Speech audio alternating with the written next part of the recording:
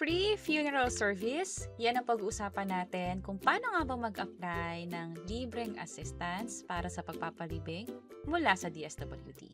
Ito ay may kinalaman na rin sa RA 12309 kung saan inaprobahan na yung Free Funeral Services Act.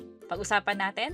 By the way, kung first time mo sa channel natin at gusto mo pa ng mga online tutorial videos katulad nito, please click the subscribe button. Simula nung naaprubahan na nga yung batas kung saan nag-grant or nagbibigay ng libreng funeral service, sinabay na rin ng DSWD yung assistance na may kinalaman dito. Kung saan ang coverage nito ay para sa funeral parlors, sa chapel na din o sa paglalamay, transportation, cremation, at yung mismong pagpapalibing. Sino-sino nga ba yung pwedeng mag-apply dito? Yung mga qualified ay yung mga indigent families, pwedeng kumuha sa barangay para sa patunay na meron kang Certificate of Indigency.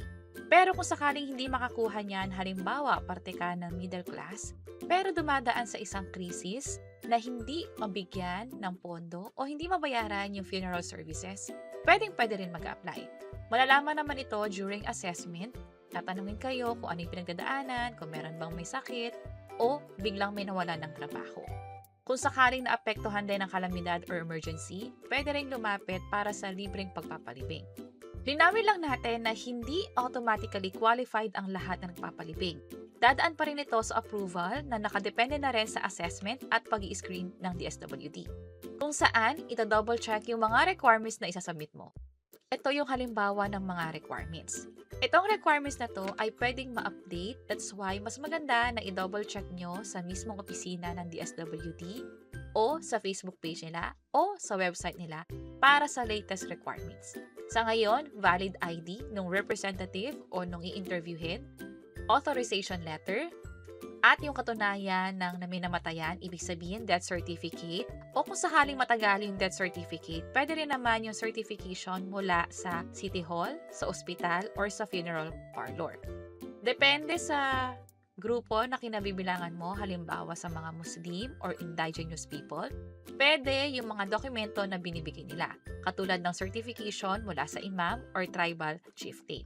Tinatanggap din nila yung promissory note or certificate of balance, statement of account, or funeral contract. Para naman sa assistance sa paglilipat, death certificate din at transfer to permit. Kapag meron na tayo ng mga requirements, ngayon naman, sino yung representative nung mag-a-apply? Pwedeng asawa, magulang, anak. Ito yung mga immediate family member, kasama na rin yung kapatid. O di naman kaya ay yung iba pang kamag-anak basta meron silang authorization letter. Idagdag ko na rin na sa mga requirements na to, siguraduhin na yung funeral establishment ay accredited or partner ng DSWD bago kayo pumasok sa isang kontrata or sa kanila ipaasikaso yung funeral. Kapag okay na yung mga requirements, pupunta na tayo sa step 3, kung saan doon na kayo pupunta sa opisina ng DSWD. Pwedeng sa CIU, sa field office, o pwede kayo makipag-coordinate sa barangay ninyo para malaman yung pinakamalapit na opisina ng DSWD. Also, pwede nyo rin i-check yung sa Facebook page nila. Dito malalaman kung saan ba yung address na pupuntahan ninyo para sa funeral assistance. Kapag nasa DSWD na, ang pinakamangyayari ay dapat magparehistro kayo. Paano magpaparehistro? Doon sa guard, itanong ninyo kung paano ba makakakuha ng stub number o yung tinatawag na queue number. Ito kasi yung tatawagin ng DSWD social worker para mag-start yung pag-screen ng requirements ninyo, also yung pag-interview natin.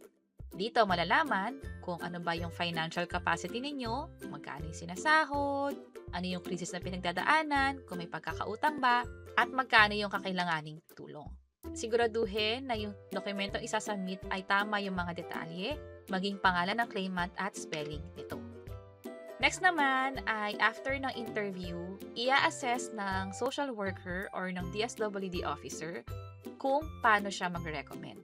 Part ng recommendation ay magkano yun dapat na itulong, na-review na rin niya yung mga requirements, at ano yung mga dahilan para ito mapa-approve.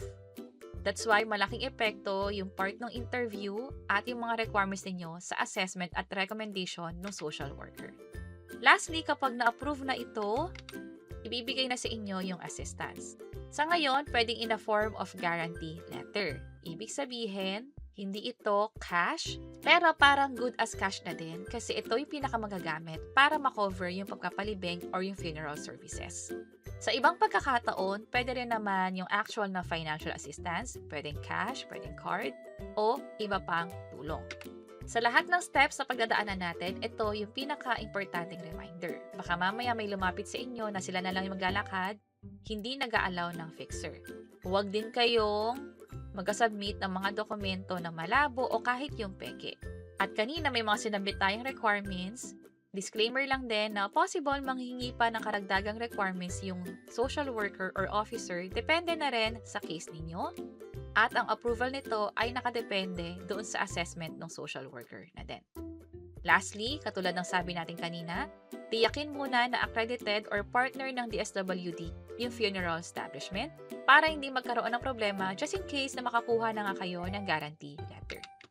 So kung magkakaroon tayo ng recap, ito yung mga pagdadaanan, alamin kung qualified kayo, ihanda yung mga requirements, at siguraduhin na yung funeral ay accredited ng DSWD. From there, pwede na kayo pumunta sa opisina, mag-register, dumaan sa screening, interview, at recommendation para ma-approve at makuha yung financial package.